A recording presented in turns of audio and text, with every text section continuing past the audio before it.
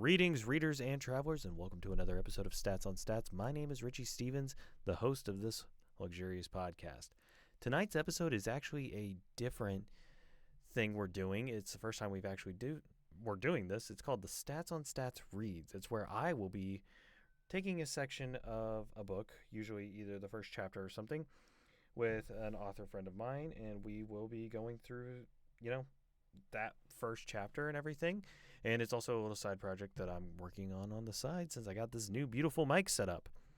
But joining me today is the author of the book we're going to be talking about, Mr. Stephen Landry, a long-time returning guest. Stephen, how are we doing today? We're doing good today, man. That is always a pleasure to hear, and I'm 90% sure that Greya Moon is right there with you. Am I correct? Hi. Yep. I figured she would be with you for this conversation, and that is okay because we love having her on the show as well. It makes us so damn happy. Now, today we're going to be looking at Chapter 1 of Stardiver's Contingency. This is the second book in the Stardiver's universe, but doesn't necessarily the first chapter. It takes place what's the time frame for the first chapter? Because Talv's is 15. Correct, and it actually takes place 4 years before the events of Dungeons of Bane. Okay, that makes sense. I forgot to send out a live tweet saying, "Hey, we're live." I should probably do that because I will feel like an idiot if I don't. So go to tweets. We are live. Come hang out with us.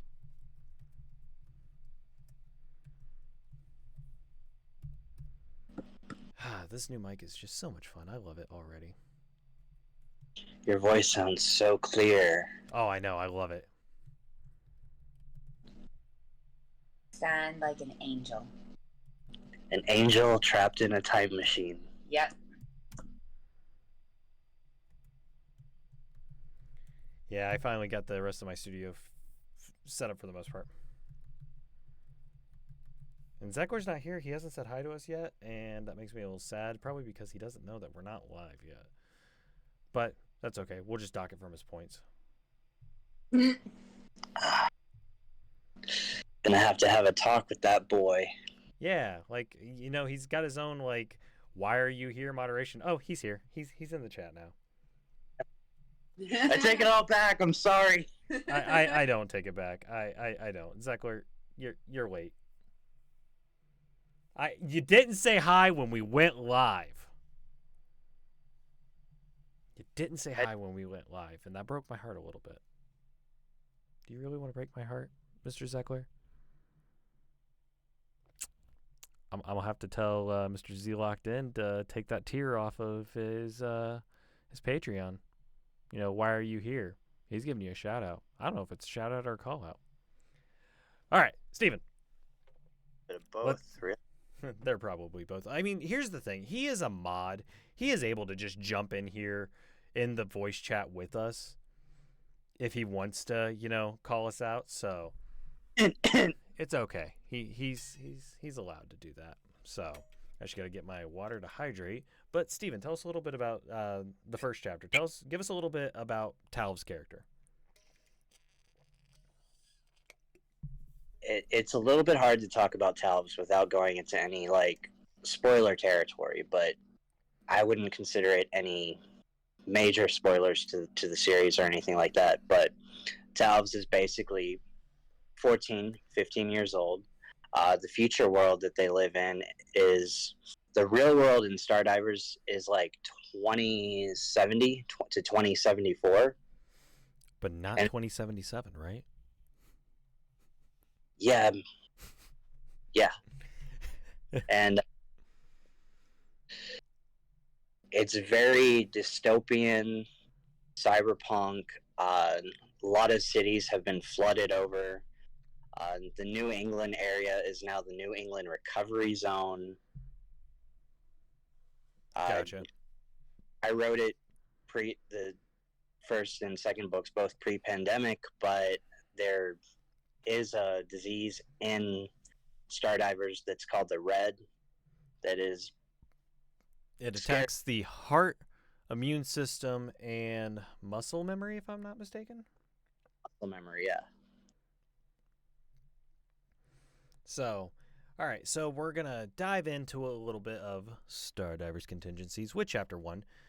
We're not going to do the prologue or anything, just because the prologue, that's for a different thing. But if this goes well, I am going to be reading this book and uploading it to YouTube within either, one chapter increments or a couple chapter increments. It really depends on how everything goes. My mentor, Mr. Zachary Johnson, is going to be helping me at some point. We just haven't had the schedule worked out because he's a busy man. I am also a busy man. But let's see. Steven, how do you like this AI voice? Access. How does that sound?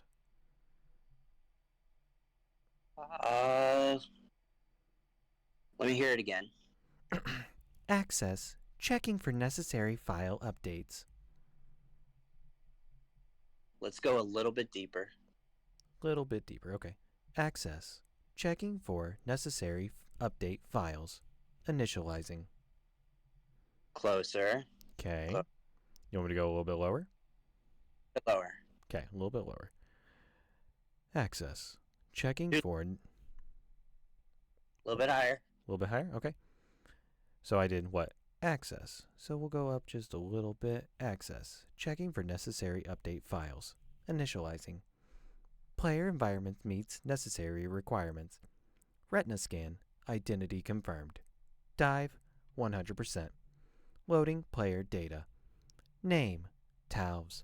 Age 15. Level 1. Status. Alive. Mana 100. Class. None. Stamina 100. Loadout. None. New neural link detected. Activate. Yes. No. New neural link established. Location unknown. Environment unknown. I'm going to turn my gain down just a little bit. Resources unknown. Quick lore none. Quest none. Expected difficulty none. Rewards none. What do we think?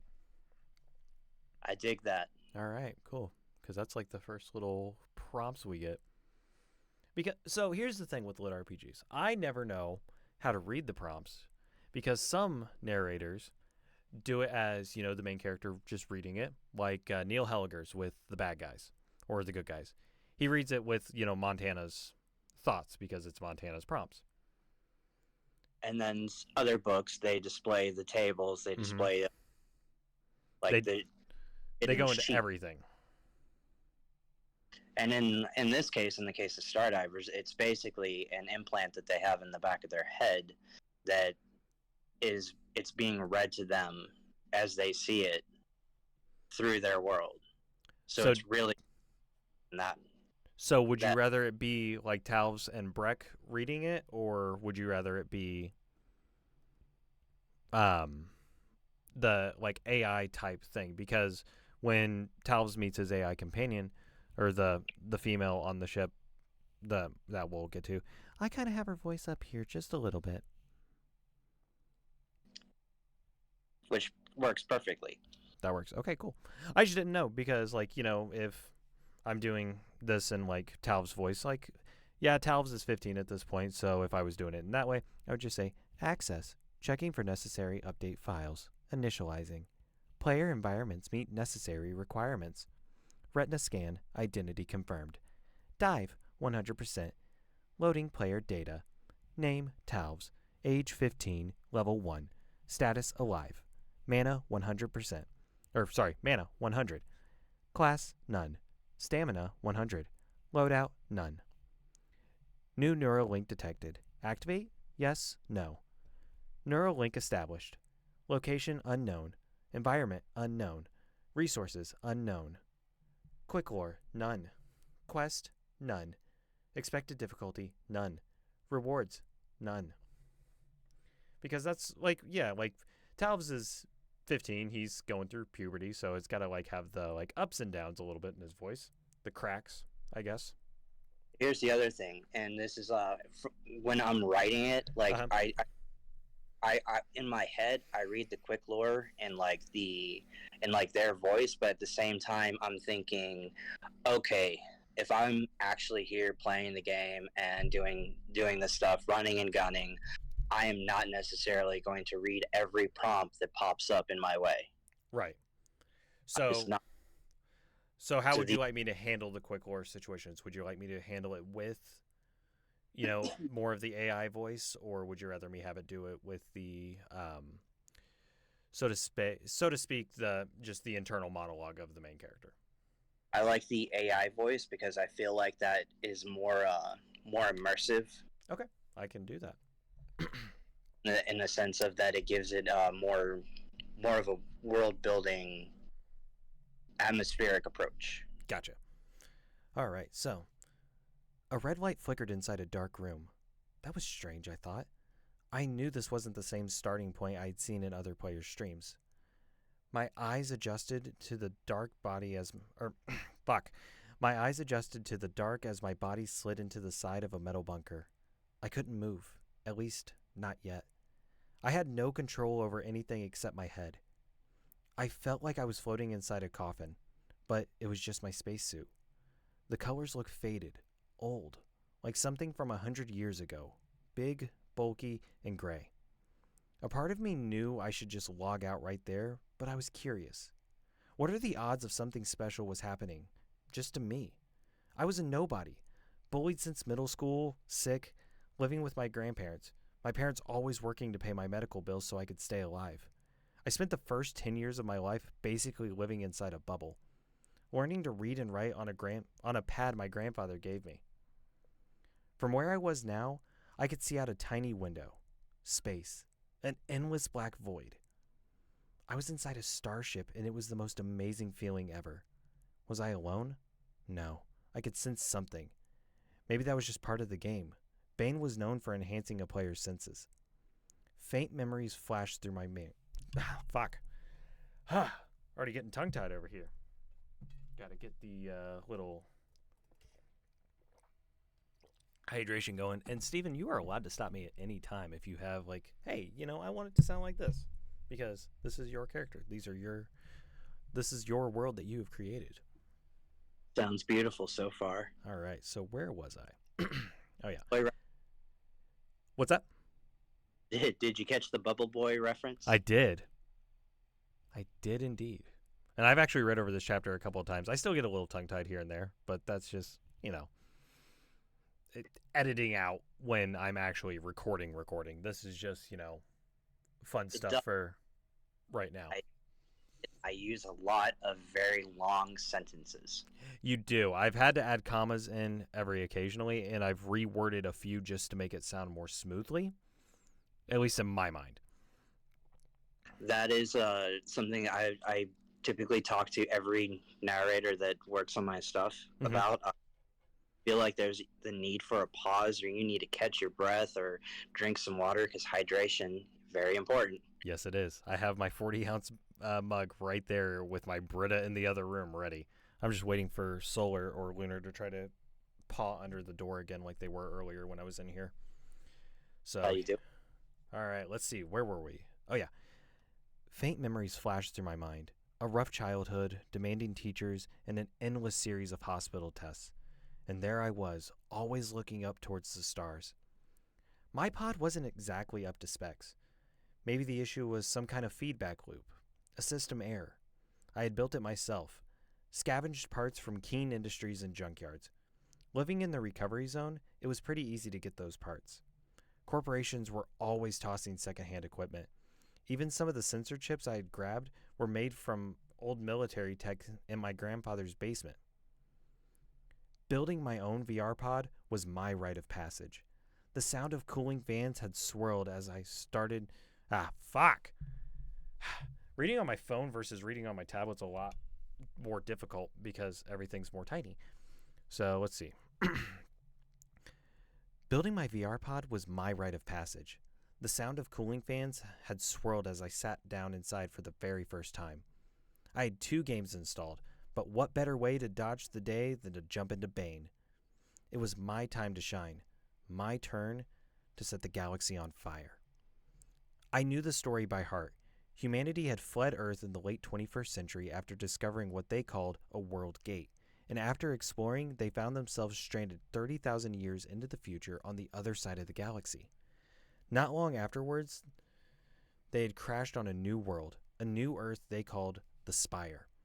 Built over the top of alien ruins, the human settlement enjoyed a new age of discovery as the technology and alien artifacts merged.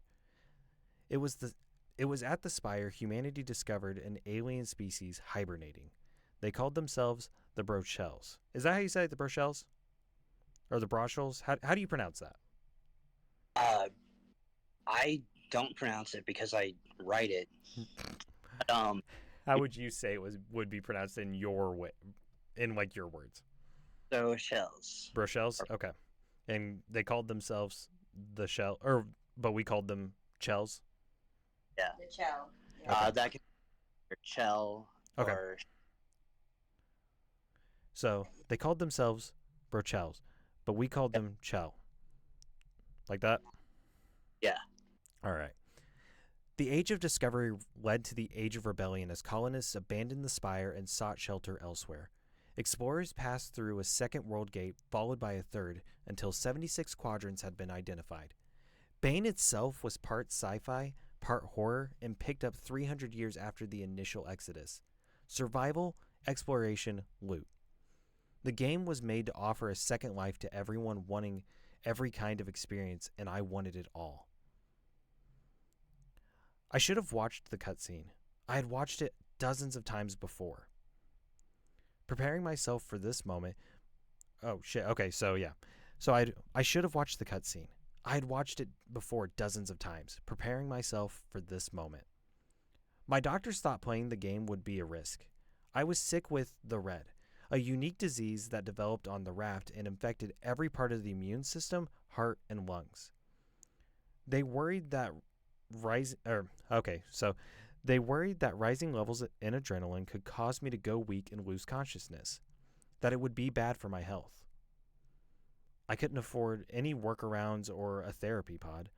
So, using an old VR headset, I had watched it before. A massive starship called a cruiser comes out of a rip made in reality, only to start hovering above a planet like something out of an epic. The rip in reality was a fluctuation of an STL drive, something I had been wanting to see in person. All right, so we got to get back to the AI voice. So let's see. Originally I had it here, but then I brought it down here. So right about here I think is where we had it, right? Is this roughly about where we had it? a little bit. I think it was actually a little bit higher than that. A little bit higher? How about here? How does this sound? Quick lore. Keep going. Higher or lower?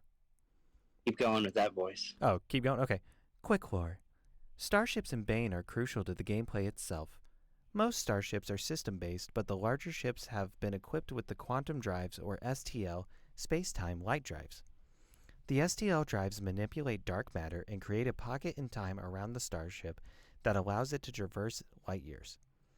It is the only way to travel from one system to the next without the use of a warp gate, which are few and far between.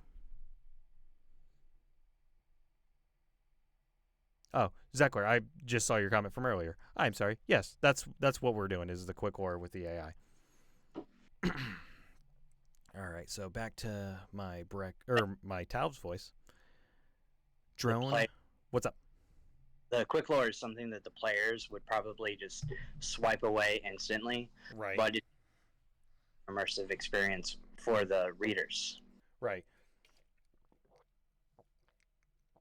I love the quick lore and everything just because it adds that element of immersiveness to where it's a little heavy at certain times, but I mean, in what game is there not parts where it's just heavy with the information?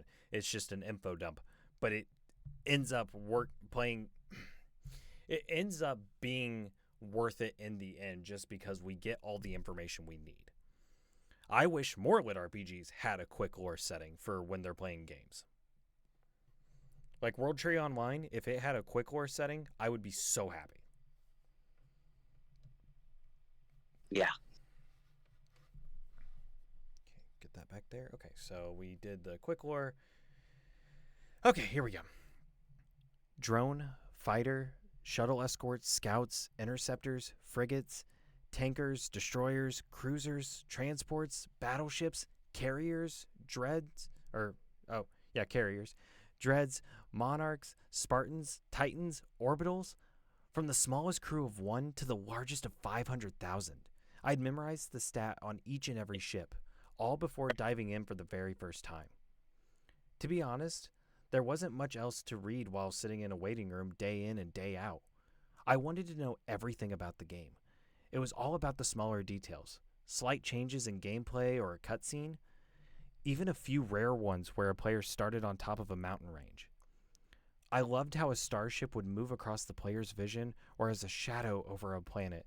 The camera would zoom in towards the engines and showcase the outside of the ship. It was made to be a monumental moment, life-changing. After a few minutes of spectacle, the camera would cut to black and players would wake up as if from a deep sleep to be greeted by the interface that allowed them to choose their backstory. We are remnants, all that remains of humanity after the world gate at Eternity went offline. I was supposed to be able to pick an origin story after logging in. The first origin was that of having just graduated from Starlight Academy before boarding a starship called the Adept and setting off on our own. The second backstory was waking up from a stasis to serve some kind of greater purpose, ranging from elite guardsmen, paladins, tech mages, mech pilots, etc. This made it easy for players to integrate into various guilds and jobs set up by the external forces programmed as part of the game. Some were wardens, admins, other parts of specific guilds. Some others were playing the game as part of therapy and were bound by certain laws and restrictions programmed via external software into their pods before playing. I should have been among them. Maybe I wouldn't have gotten myself into this mess. That said, I couldn't complain too much. Having my own unique opening made me feel pretty special. After figuring out what your backstory is, you had to choose a class next. All right, Steven, when choosing class, do you want this in Talv's voice or do you want this in the AI because it doesn't have like the quick lore or the box? That part can be in Tal's voice. Okay, so soldiers with 5 subclasses: warrior, paladin, boomer, sniper, tank. Scout, 3 subclasses: hunter, rogue, ranger. Medic, healer. Merchant, trader. Engineer, tech mage being the advanced class. Specialist, and scion. I wasn't offered a choice. I wasn't offered skill points. I couldn't even see my skill tree or the 60 skills that should have been available. No weapons, no armor, no NPC guiding me through the tutorial. I tried opening my communication channel to see if any other player were near me, but I was alone. No starting point, no terminus, no guilds to assist me. I let out a groan. I could feel the rest of my body shake as I gained more control, moving my fingers. I felt like I was just waking up out of bed. I had grown used to this feeling. I'd experienced almost a dozen surgeries by the time I was 13. My eyes adjusted to the flickering red light and I focused on my surroundings. Reaching out, reaching out the moment I had control over my arm, I could make out a bridge. Definitely a spaceship. That was good. At least I was in the right game. I'm just stuttering all over the place. So where was I? Definitely a spaceship. That was good. At least I knew I was in the right game. I grabbed a hold of a metal rail and began pulling myself toward a terminal. Not the best way to start the game, I whispered. My heart began to race. There was a loud scraping sound like nails on a chalkboard. Something else was in the bridge with me. Hollow Raider? I whispered to myself again. It was a habit I formed when working on my pod. I had few friends and more time to myself than I ever wanted. Most of the time, I was too sick to leave for school or into the city. Not that it stopped me from talking to people online, though. I had all I ever wanted and needed. All the world's knowledge at my fingertips through the net. Streams for entertainment, the chat rooms to talk to my friends. Still, I wanted more. Joining a crew and exploring...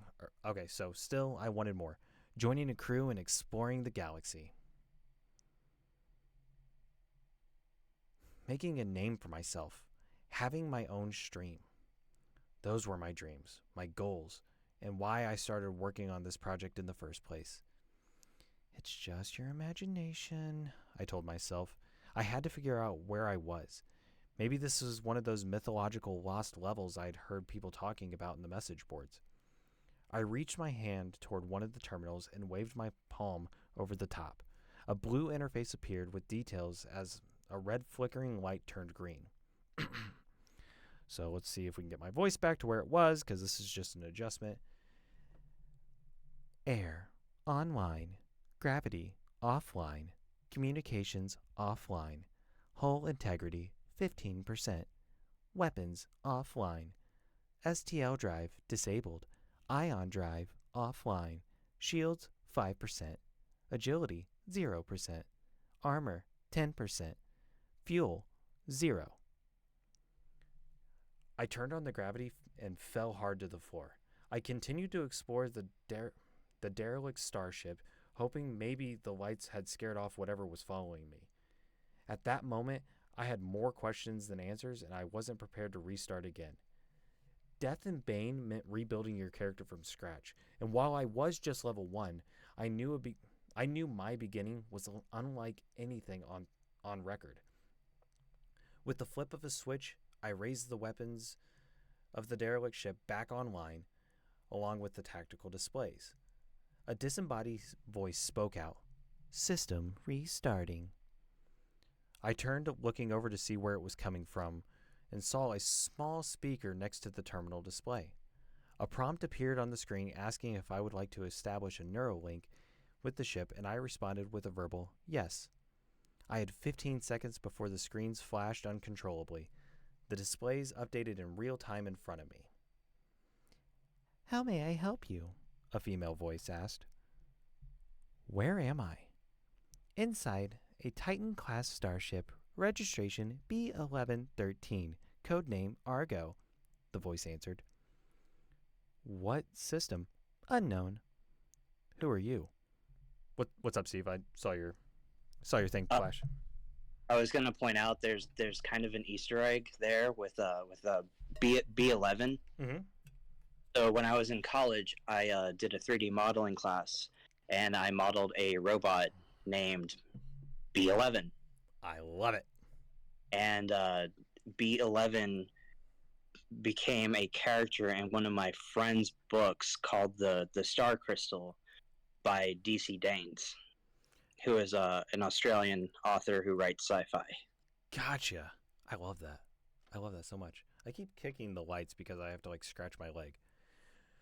All right. So let's see. Where were we? Okay. 010001 is actually the hexadecimal code for black. Okay. Is that 01001? You can say it's 01001, or I thought it might be funny to go 010001. That's what I did originally when I was rehearsing this earlier. So, okay. So, what system? Unknown. Who are you? I am the artificial intelligence known as 010001. I'm just going to call you Argo if that's okay. That is acceptable. Why can't you tell me where we are? Systems have been damaged. Damaged by what? Unknown. I was inside a Titan. Massive, partially destroyed. Weapons? Weapons are online. No, weapons for me. Is there an armory close by? Negative, the armory has been destroyed. What about the captain's quarters? Surely they have a weapon hidden in there somewhere. I waited a moment in silence before the AI answered. Yes. I moved towards a small bunker door, which I assumed was the captain's room, and peered inside. As my heart thumped hard, I looked into the shadows, searching for the creature I had heard earlier. The room was bare, barely a bed. A rifle was hidden underneath it, though. M7 7 Kai rifle. Description: standard issue. Level 1. Damage 10. Weight 8 pounds. Weapon type: assault rifle. Rarity: common. Impact 5. Range 6. Stability 3. Reload speed 4. Rounds RPM rounds per minute 250 bursts. Affinity 3. Sharpness 5. Elemental none. Critical chance 20. Modifiers none. I picked up the weapon and steadied it, aiming down its sights towards the bridge, waiting anxiously for something to move across my field of vision. Nothing happened. Slowly, I took off my helmet and laid it down to rest, taking in a deep breath of stale air. It was better than the real thing. My body in the real was weak, broken. Sometimes it hurt to breathe like I was now. Here, even like this, it was paradise. Inside the captain's room, I ordered the ship to show me the readouts of the system. They appeared to be in blue holographic display in front of me. They appeared in a blue holographic display in front of me. I wasn't anywhere I had recognized. Some parts of the galaxy in Bane were randomly generated, so this wasn't a big surprise. What was a surprise came next, though. Digital scans showed me visuals of the ruins around me. Dozens of starships littered the nearby space. I was surrounded, all of them offline. Some were destroyed, while others were in fragile states of decay. Once I figured this out, I could salvage them. Maybe even make a living as a merchant or a privateer. This place looked like it could be crawling with artifacts. How many players got this lucky on their first login? I smiled, only turning my attention back to the fact that I wasn't alone when the computer began tracking 2 life signs aboard my ship. Argo, can you scan the other life sign? I asked. Negative, it answered. Can you do anything? Lock down the ship, security measures, turrets, send me a robot companion to help? Negative, it answered again. It was useless. Whatever was on the ship had been here for a long time. The ruins that surrounded me were old. It wasn't a player. Otherwise, they would have shown up in my area. An alien or alien creature, that was most likely the source. Hollows were abominations, ghosts that came to life around artifacts or echoes of dead players. The space graveyard was probably full of them. Let's run that one back. The space graveyard was probably full of them. Can you continue to track the creature? I asked. Affirmative. I grabbed a small brace for the bridge and wrapped it around my wrist. The brace lit up with a red holographic map. I was one dot and the creature was another. I checked the charge of my rifle, full, switched it to automatic, and began my hunt. Quick lore, this is a beefy one. All right, here we go. Quick lore. Attack power equals raw damage done with elemental powers or modifiers. Attack power is universal and can be multiplied only by the additional strength. Affinity equals a player's chance to deal either more or less damage with a melee attack. High affinity can lead to critical hits. High affinity is usually used by tanks and paladins who will use swords and staffs in melee combat. Sharpness. A player's chance to deal either more or less damage with energy and projectile-based attacks. High sharpness is absolutely necessary for snipers, scouts, and other players that use firearms. Elemental powers. Powers based on fire, water, air, earth, and soul. They are the enchantments that give a player's creatures. They are the enchantments that give players' characters superpowers. Use subtracts for from a player's mana. Modi- Modifiers. Anything that can be used to take advantage or increase skills such as strength, stamina, intelligence, or elemental abilities. Modifiers can be used on a different weapon types to increase the affinity or sharpness of a weapon. Okay, so Steven, I got a question for you because this is a fun one. When we talk about elements in most gaming environment, the big ones are usually, fire, air, earth, and water. Soul, Correct. though, what is soul as an element? So soul in this context is leans towards cultivation Okay. in the sense every living being has an energy inside and surrounding them that makes up their chi, essentially. And in the context of Stardivers, your chi can be powered up, it can be lowered. It's connected. It's measured in the mana values, and basically it is the energy force that comes from within. Gotcha. All right, so let's see. Weapon types. All weapons come in two forms. They are either material weapons that shoot bullets or items made of some kind of substance or energy based. Kinetic rifles that fire powerful bursts of energy. Assault rifles. Short round bursts provide cover fire and are effective in taking on hordes of enemies in game. Scout rifles. Precision rifles that reward a skilled player, usually semi-automatic and can be found in automatic or modified. High accuracy.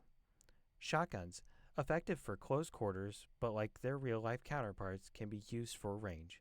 Pump action and automatic types, usually limited ammo. Sniper rifles can kill an enemy from a mile away, used only by those that have mastered scout rifles and have a high sharpness, known to do immense damage in small spaces. Sniper rifles take the most skill to master. Pistols. Stealth weapons that can be modified into semi-auto or automatic variants that are on par with assault rifles as far as damage. Explosive weapons. Grenade launchers, rocket launchers, antimatter rifles, and nuclear detonation cannons. All things red. Whew. Like I said, that quick lore is a beefy one, but it's so good. It's a good one. That is a beefy one. That's been to immerse the reader and let them know, hey, if there's a weapon type that you can think of, it's here and it exists in this world. Lightsabers. Laser swords. You mean laser swords? Yes, laser swords. We don't say lightsabers. Correct. Because we don't want to get yelled at by a certain company that goes, "Oh boy." Anyways, so in all, there are around 15,000 different variations of ballistic and energy weapons in the game. Weapons. What's up? Lots and lots of guns. Oh yeah, no, that's a lot. That's like some Borderlands level stuff, because I think when Borderlands 3 came out, they said that there was like over 20,000 weapon variants or something like that. I remember that, and then I remember being highly disappointed because their idea of variants were just changing the damage of something. Yeah, they did just change the damage on some of the stuff, and that was a little annoying, but it's fine. It doesn't bother me too much. But I mean, when you live in a world with endless possibility, you are going to have hundreds of thousands, if not millions, of variants. Right. That can be done. Exactly. All right, so in all, there were around 15,000 different variations of ballistic and energy weapons in the game. All weapons that could be leveled up for a higher affinity and sharpness, as well as the damage and critical chance. That's a tongue twister. Holy hell. All weapons could be leveled up for a higher affinity and sharpness, as well as damage and critical chance. Find a weapon that matches your playstyle and stick with it. That was the advice I had heard on the net almost every time. Players who used the same weapon had a stronger advantage over other players who changed their weapon every playthrough.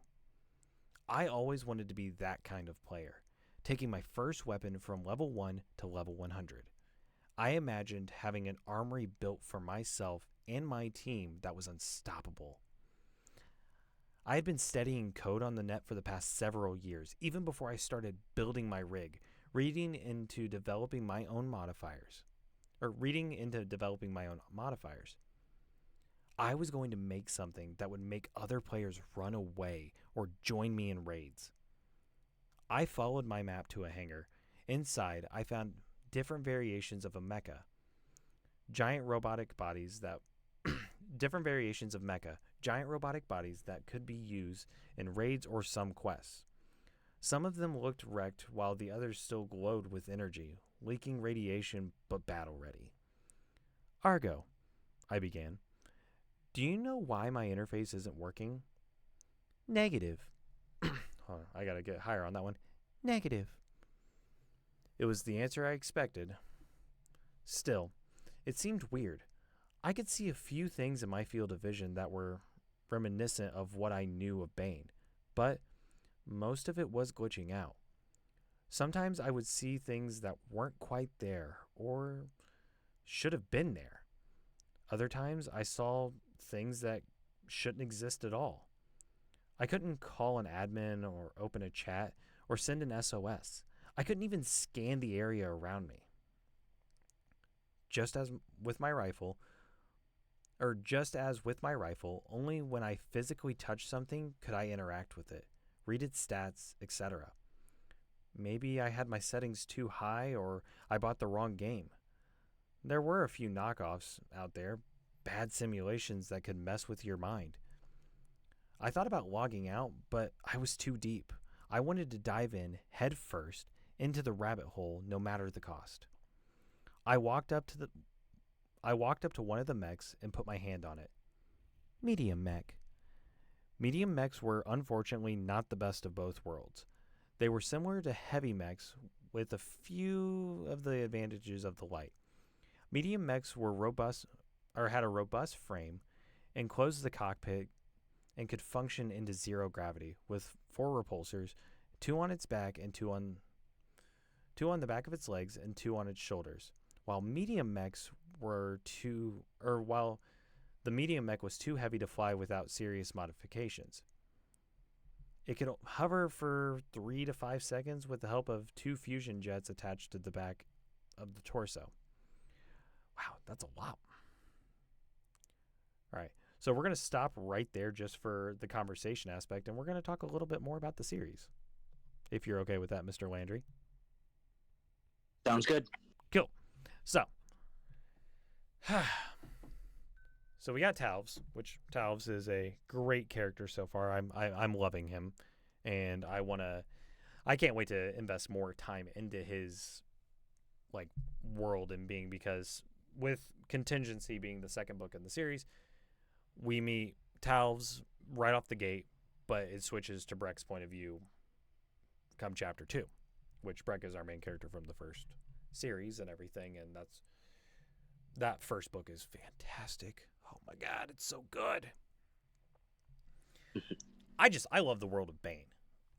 Everyone's kind of off the sci-fi kick right now. I'm still on the sci-fi kick. I need more of the world of Bane, just because it's that good. And what's up? RPG, and I mean, since the first Stardivers book, I mean, that was released in 2019, and sci-fi kick is really, it's only grown, and now we're getting a lot more space opera and military sci-fi readers that are starting to come into Lit RPG and enjoying the immersiveness. Right. And with the immersiveness of, Bane and everything, because there are a few sci-fi lit RPGs that come to mind when I think of, just lit RPG. If I'm like, what fantasy setting do I want right now? Do I want more of the sci-fi spacey stuff, or do I want the medieval knights clashing, all that stuff? And then I'm like, nah, I want my Warhammer 40K right now. So I switched to my sci-fi kick, and that's where I go. That's where I delved into Stardivers. It's where I delved into Space Seasons by Don Chapman. Even Dave Wilmarth's Shadow Sun series gave me a little bit of that sci-fi itch that I needed. Joel, And don't Ben and Overtaken Online series. Overtaken Online by Ben Ormstead, which was one of my newer listens.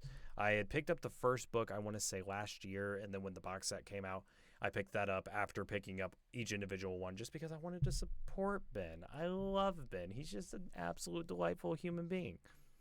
Ben's writing is just amazing and off the chain, and I couldn't recommend his addition to the Apocosmos series, though. Whew! It's good. It's really good. Blightleech has probably been one of my favorite reads this year. It's damn good. Oh, it's so good. I can't talk about that book enough. I want to get Ben on the show, but Ben's like, yeah, I'm too shy for that. And I was like, oh, that's fine. I'll just do a whole dedication episode. So I'll have to give a little spiel for it here before the end of the episode just so we can clip it and send it to him, because I need to share my thoughts on that book. It's just too damn good. Definitely. The Overtaken Online series, though, that is a good one. And it's a lit FPS, which is nice because we don't have a lot of those. And it made me want to play Doom. It really just made me want to play Doom. It's also it's an epic. When I listened to it, Mm-hmm. I was actually the new Doom Eternal. Yeah. Great combination, because you have the atmosphere in Ben's books and something. And Doug Tisdale Jr., who's the narrator for that series, did a damn good job. And I've only listened to Doug's narration on like a few other projects. So when I heard his voice, I was like, I know this guy. What has he read? And then it clicked on me, Aaron Oster's stuff. You know, the rules and the Rise to Omniscience. Because Joel praised that series. And I was like, it's just like, it's not for me. And then I listened to it and I was like, okay, yep, I get it. I get it. So it's damn good. And he's the narrator for Overtaken Online just kicked ass. It was so good. His narration for it was just good. So and it's really cool how a lot of the sci-fi lit RPG books are also leaning into like the cyberpunk genre. We got a few of those coming out soon, and I can't wait. I've been reading a few on Royal Road, and oh boy, I can't. I'm so excited. Artem is an absolutely amazing project done by all four of them, and I can't wait for them to come out in August. Are they all dropping at once, or are they like branching them out? I don't know. I know that they're all currently on Royal Road. Right. And I know that Jez's book is definitely coming out in August. I'm not 100% sure on the others. You know what? I'm just gonna pull up Kindle on my phone real quick because that's what I was using for my narration. Little warm up there. Let's go back. Kindle. Let's see. Jez Casio. See if his. I don't even know if it's up for. I think it's up for pre-order, if I'm not mistaken. Titles by Jez Casio. Yeah, there we go. Artem Revenant is scheduled for August 1st. Nice. So let's see. Let's look up The Rise of Ashbob.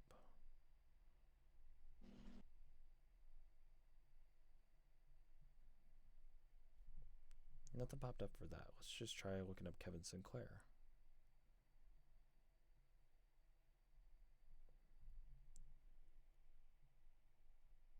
No, not what I fucking wanted.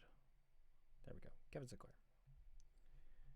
Kevin Sinclair. Click on his. That God of the Feast typography looking hot. It'd be hot. God of the Feast is damn good. Cultivation or Condition Evolution. I need to start that. The Rise of Oshbob, City of Artemis comes out also on the 1st. So I think they're all dropping on the same day. That's going to be a big day. I hope they have physical copies available because I need to order them so I can take it with me to, Dragon Con. Because I know Don's going to be there. I know Jez is going to be there. Kevin, I think, is supposed to be there. I'm not sure. And let's hope Lars is there, too. Yeah, I'm pretty sure. I need all of them. Don's isn't showing up on Kindle yet, so I'm not sure if the pre-order is up or not. Regardless, I need these books. We gotta get a big picture of all of us that have written some sci-fi and cyberpunk. I was just gonna say we just need to get a giant stats on stats picture. Yes, for sure. Oh, damn, I am getting exhausted. It's been a freaking week for me. But I got my new setup and it sounds so good. I love it. It looks fantastic. Well, and with having the mic, I had to get an actual interface. So I have this, beautiful little thing that it lights up when I talk. That way it's telling me, hey, you're going over, or if you're getting into the other gain and stuff like that. So I'm enjoying it, and this was at a personal recommendation of my boy Zachary Johnson because that man knows what he is talking about. Because obviously I'm on a budget right now until I get better at what I'm doing. But I mean, I can already tell the major difference between this setup versus what I originally had. Speaking of what you're doing, the emotion that you're putting into Talv's voice, it's insane. It's awesome. And I love it. You really captured that, okay, he's been wanting to play and be in this world for as long as he can really remember. And he's read everything there is. He's done deep dives into the lore, message boards. Excitement's just through the roof. And then he's there, and it is not what is supposed to be happening. Right. And I think as all gamers, we have that. Because I remember being in his kind of, situation, not necessarily the sick part. I mean, I went through, I think, 4 or 5 sets of tubes in my ears before I was in the 1st grade because I was a sick baby. But growing up, I didn't really have a lot of friends that I hung out with outside of school. I would go over to my buddy Cody's house or my buddy Alex's house, or they would come over every once in a while. But outside of school, I didn't really go anywhere. I didn't really do anything with anyone. So I just spent my time gaming, and I grew up on Kingdom Hearts. I remember when Kingdom Hearts 1 came out the very first time. That was the game that made me feel like I had friends. I loved every second of that game.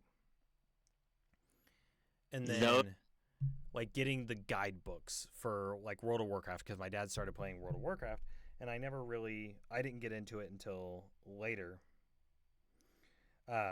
when he finally let me play it. But I played, Silk Road, I played RuneScape, and I remember searching the forums and everything to try to learn everything I could about the game just to be better at it. And while I was reading this in my head today and everything and just rehearsing everything, because as an actor, I kind of have to rehearse sometimes, even though I'm not memorizing lines, it helps with the flow of everything.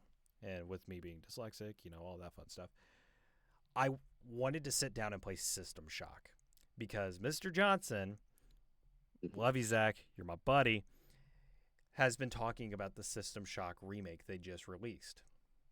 I haven't played the remake, but oh man, I remember it gets better. It was so good. Zach bought me the game. He was like, oh yeah, I'm just going to buy this for you. And I was like, no, you're not. And he goes, no, I am. I was like, damn it, Zach. So he bought me the game and everything. Oh no, my camera. There we go. I am back. So he bought me the game. And I mean, it's only $40, so not a full price game, but I've been having fun with it. I've been switching it up between Diablo, System Shock a little bit, and Apex. Nice. And That's a good. I need a battle royale with RPG. I feel like that would be so much fun. Like just a tournament based battle royale. SL Roland did a good job with having like a little battle royale at the end of Pangea Online. Spoilers for Pangea Online, sorry. But oh my god, it was so cool because it reminded me of the Magic or the Magic Battle Royale they just took off. Spellforge? Yeah. Yeah. Which that game was fun too. But yeah, that like just I love Talv's character. I think where I'm at in the book, I'm about halfway to almost towards the end. Bye, Zachler. Love you, buddy. Bye, bud. I love the characters. I love Breck because Breck in the first book is just awesome. He's out for trying to figure out why his best friend's dead and all this other stuff.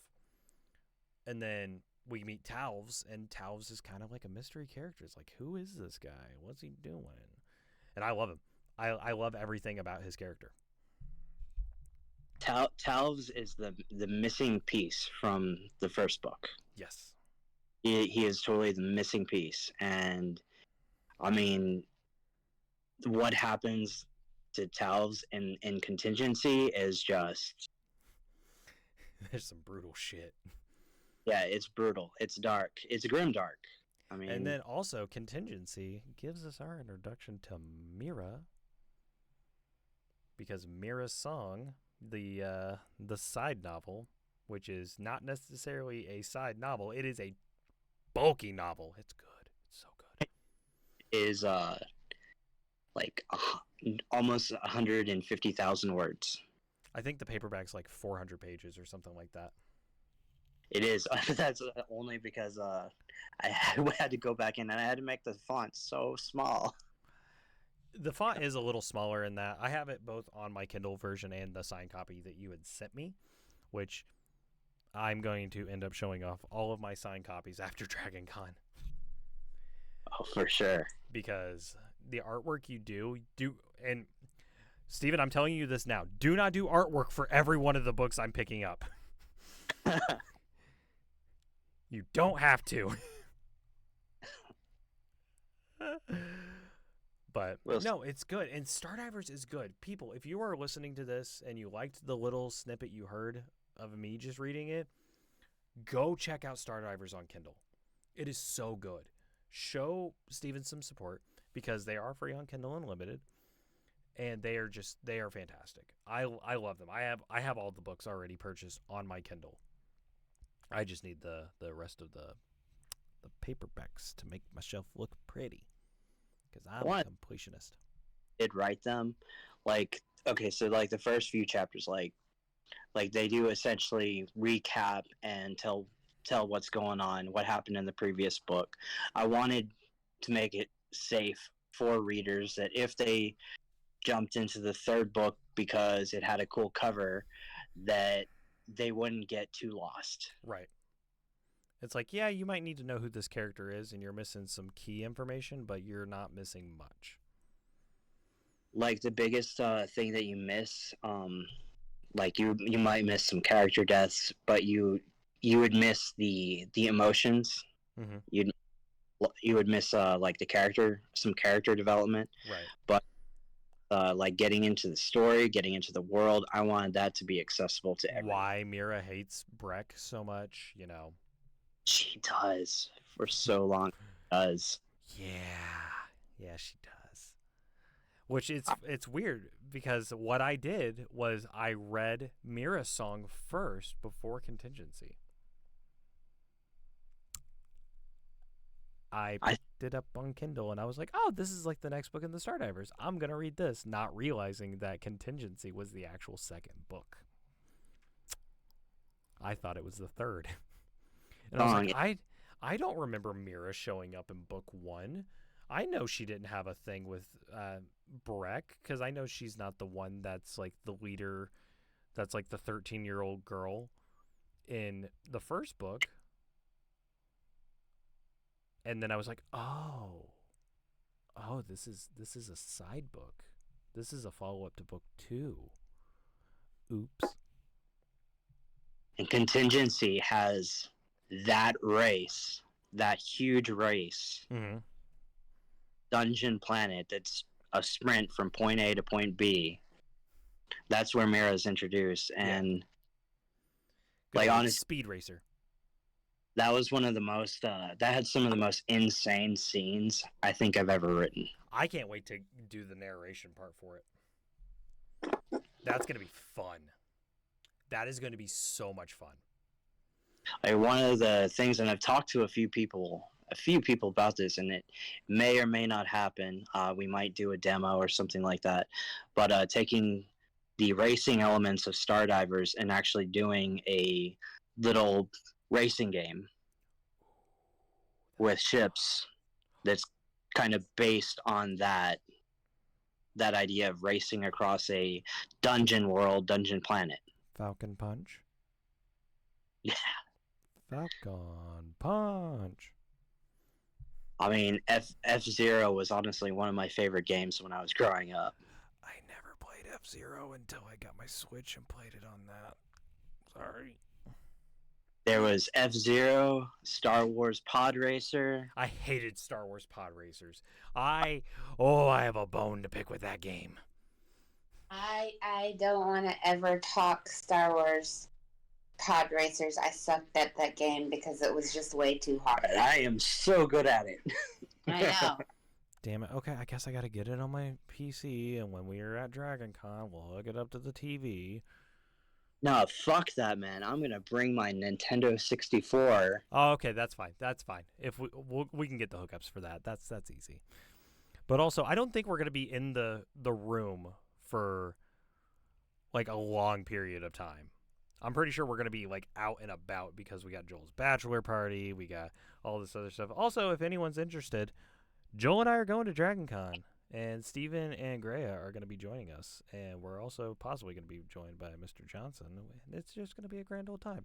So if you see us walking around, come say hi. Come say hi, grab a sticker. Oh, we have stickers. Giveaway. Maybe some fancy artwork. Oh, I am so excited. This is going to be good.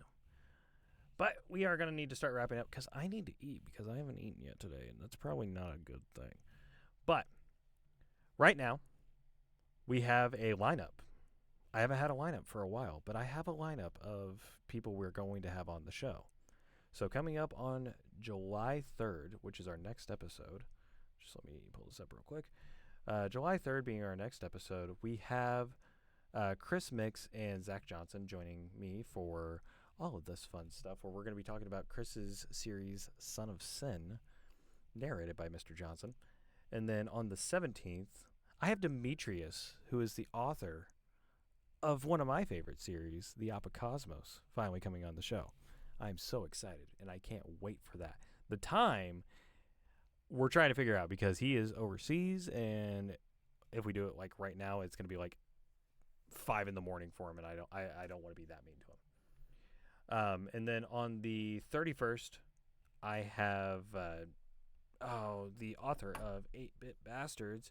I want to say it's Jason, but I'm afraid I'm gonna mispronounce it. It's Joshua Mason. That's where I got the Jason from. Joshua Mason is going to be joining me to talk about 8-Bit Bastards, which is a fun book if you haven't read it. Really fun, really cheesy. Quick listen if you like audiobooks. Steven, do you have any final thoughts?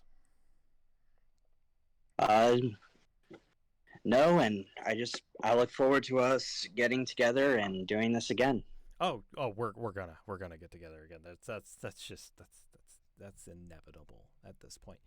But I can't wait to start releasing all this stuff, and now that I have a general direction of where we're gonna be going with this, I can get working on that. It's Breck's voice that I gotta work on now, because I haven't worked on his voice yet. I kind of just want to do it as my normal voice, my normal narration.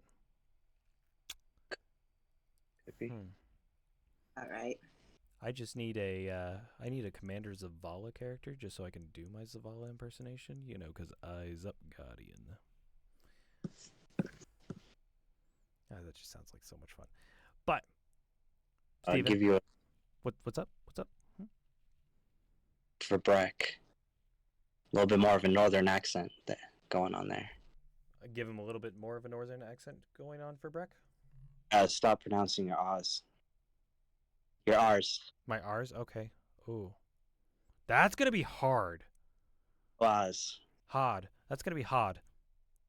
In the garage. Oh, I don't like that. Oh, that's going to be hard, but I can do it. I can do it. Ooh. Boston. Is he Nope. Is he Canadian? Is Breck Canadian? No, he is not Canadian. Okay. Where he lives in the dystopian future is pretty much in the real is pretty much what is left of South Boston. Oh, fuck, I got to do a Boston accent. Oh. He doesn't necessarily have a true Boston accent. Oh, so I'll just start talking like Mark Wahlberg. Yeah, he's got. I'll just do Mark Wahlberg. Yeah. What's up, We Mark? got Marathon Ted 2, Okay. and Well, I was actually gonna watch Instant Family tonight because that's one of my favorite. That's like my comfort movie. you gotta go watch The Departed. Oh, The Departed. Oh, that's a damn good film. Black I Mass. fucking love The Departed. Like, get a load of this fucking guy over here. He's coming in here wanting a fucking beer. Like, what the fuck? The fucking Obot. What's the fucking robot doing here? What the fuck? It's a talking teddy bear. Like, fuck you, man. Oh, I'm gonna have fun with that. Oh shit. Q. His internal monologue, like just his narration from his point of view, is gonna be hard. Oh, I'm gonna have fun with it. But on that note, I am gonna hop off here. Steven, Greya, thank you for joining me tonight. I'm glad we could get this in and everything. And to everyone who listened and watched tonight, thank you for joining. And if you're watching the VOD, thank you for watching again. I hope you all have a wonderful night. Take care, and I look forward to seeing you guys on the next episode.